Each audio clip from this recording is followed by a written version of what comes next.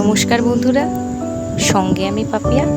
ছোট্ট একটি ব্লগে তোমাদের সবাইকে অনেক অনেক অনেক স্বাগত জানাই। এই কদিন দেখছি বেশ ভালোই গোলাপ ফুলগুলো ফুটছে, মনটাও বেশ ভালো লাগছে। ঠাকুরকে ভালো করে সাজিয়ে গুছিয়ে পুজো দিতে পারবো।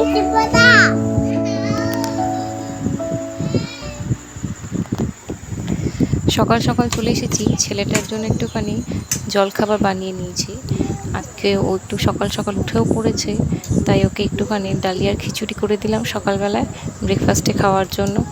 পেটটাও ভরবে, আর এমনিতে তো কিছু খেতে চায় না, আর গরমে তো একদমই খায় না, খাওয়াতে খুব সমস্যা হয়। যাই হোক, ওকে আগে তাড়াতাড়ি খাইয়ে নিই, তারপর একে একে সবারই জলখাবারের ব্যবস্থা করে নিলাম। কিন্তু এদিকে ঘরটা একটু অগোছালো হয়ে আছে, তাই ঘরের চাদর টাদরগুলো একটুখানি পাল্টে নিয়ে বিছানাটা একটু পরিষ্কারও করে নিলাম। বাড়িতে ছোট বাচ্চা থাকলে বেডশিট এমনি একটু ঘন ঘন নোংরা হয়, তাই তাড়াতাড়ি চেঞ্জ করে নেওয়াটাই মনে হয় ভালো। আজকে দুপুরে লাউ দিয়ে একটুখানি মুসুরির ডাল করব, যেটা আমার প্রায় হয়েই থাকে।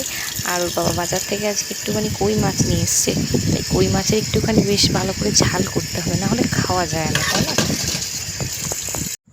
খাওয়ার পরে সমস্ত দুপুরটা হাঁসফাঁস গরমেতে কেটে গেল।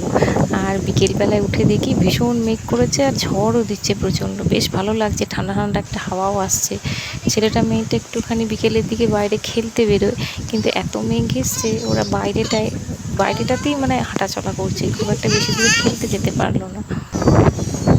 তো যাই হোক, আজকে ছোট্ট ব্লগটা এখানেই শেষ করলাম।